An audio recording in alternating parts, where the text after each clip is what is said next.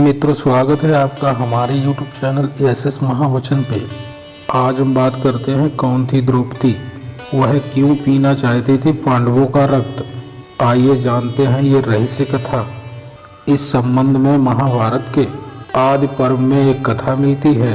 एक दिन इंद्रप्रस्थ में युधिष्ठिर द्रौपदी के कक्ष में थे। भीम उधर से गुजर रहे थे। अचानक उनकी निगाह कक्ष की ओर पड़ी। उन्होंने देखा बड़े भैया द्रौपदी के पांव दबा रहे हैं और द्रौपदी पलंग पर खप्पर लिए बैठी है। नवरात्रि के दिन समाप्त ही होने वाले हैं। दशहरा के साथ 9 दिन का यह आध्यात्मिक पर्व समाप्त हो जाएगा। ये 9 दिन देवी माँ अंबिका के विभिन्न स्वरूपों को जानने समझने के दिन हैं। असल में देवी ने अलग अलग युगों में कई अवतार लेकर संसार का कल्याण किया है। इसी तरह महाभारत में भी देवी का एक अंश अवतार है।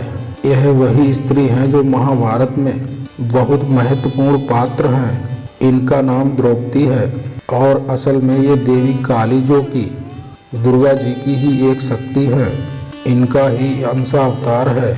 द्रौपदी को 64 योगिनियों में से एक खप्पर योगिनी भी कहा जाता है। भीम ने देखा अचंभित करने वाला दृश्य। इस संबंध में महाभारत के आदि पर्व में एक कथा मिलती है। द्रौपदी क्रोध से युधिष्ठिर को देख रही है। बीच बीच में कह रही है, मैं तुम सबको खा जाऊंगी, रक्त पीऊंगी। भीम यह देखकर क्रोधित हुए और कुछ समझ नहीं पाए। उन्हें श्री कृष्ण का ध्यान आया। उनकी माया वो पहले ही जानते थे पर कभी समझ नहीं पाए थे। भीम ने श्री कृष्ण का ध्यान किया तो श्री कृष्ण सामने आ गए। भीम ने कहा कि अर्जुन तुमसे बहुत सवाल करता है। मैं आयु में तुमसे और अर्जुन दोनों से बड़ा हूँ, इसलिए आज मुझे भी कुछ बता दो। श्री कृष्ण ने कहा, पूछिए क्या पूछना है। भीम ने कहा, तुम्हारी माया क्या है, मुझे भी दिखा दो। इस पर श्री कृष्ण कहते हैं, अच्छा आज की रात चुपचाप आप वन चले जाइएगा और तालाब के किनारे एक वृक्ष है, उस पर बैठ जाइएगा। भीम ने ऐसा ही किया। उधर रात गहराई और अचानक ही वहां प्रकाश फूटा और सरोवर के किनारे कहीं सिंहासन लग गए। थोड़ी देर में इंद्र, मारुत आदि देवता और योग योगिनियां भी प्रकट हुईं। उसके बाद भीम ने देखा कि द्रौपदी अपने उसी भयानक रूप में चली आ रही है। पीछे महाराज युधिष्ठिर समेत उनके सारे भाई और सबसे पीछे नारायण भी है। द्रौपदी सबसे ऊंचे सिंहासन पर बैठ गई। युधिष्ठिर ने फिर से क्षमा मांगते हुए अभय दान मांगा तो द्रौपदी क्रोध में फुफकारनी सी लगी। भीम ने देखा कि क्रोधित हुई द्रौपदी का रंग काला पड़ने लगा और वो धीरे धीरे काली मां में ही बदल गई। अब वहां जो भी योगिनी उपस्थित थी वह सब रक्तदेही करने लगी और खप्पर पटकने लगी। भीम यह सब देखकर मूर्छित हो गए। होश आया तो सामने कृष्ण खड़े थे। उन्होंने पूछा कि क्या देखा। भीम ने कहा कि आपकी माया।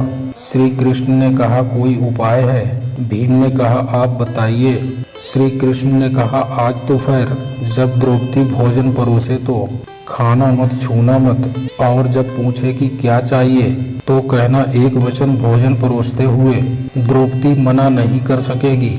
भीम ने ऐसा ही किया। पांचाली ने पूछा, क्या चाहिए।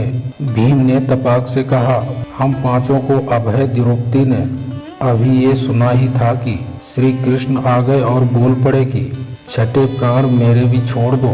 द्रौपदी खिंच गई और इसी दौरान कुछ बोलने की कोशिश में उसकी जीभ दांत के बीच आ गई। इससे जीभ को घाव लग गया और जमीन पर रक्त की 6 बूंदें गिर गईं। इतने में द्रौपदी सावधान हो गई और अन्य बूंदें गिरने से बचा लिया। फिर उसने कहा कि हे माधव, जैसा आप कहें वैसा करते ही पांडवों और कृष्ण को अभयदान मिल गया। महाभारत युद्ध में यही योद्धा जीवित बचे, बाकी मारे गए या फिर श्राप झेलते रहे। युद्ध में अर्जुन नारायण का निमित्त बना और नारायण काली के लिए माध्यम बने और काली का कालरात्रि अवरात्रि महाभारत में खप्पर भर भर कर रक्त पीता रहा। द्रौपदी असल में कौन है, इसकी वानगी हमें तब मिलती है जब वह दुशासन के छाती के लहू से वाल धोती है। द्रौपदी के रूप में माता महाकाली ने ही अवतार लिया था। ताकि श्री कृष्ण के साथ मिलकर वह अधर्म का नाश कर सकें।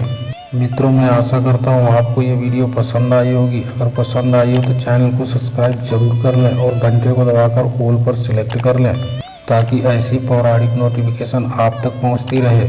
और वीडियो को लाइक करके नीचे दिए गए कमेंट बॉक्स में अपना सुझाव जरूर लिखें। आज के लिए इतना ही मित्रों, मिलते हैं फिर आने वाली वीडियो में। जय श्री राम।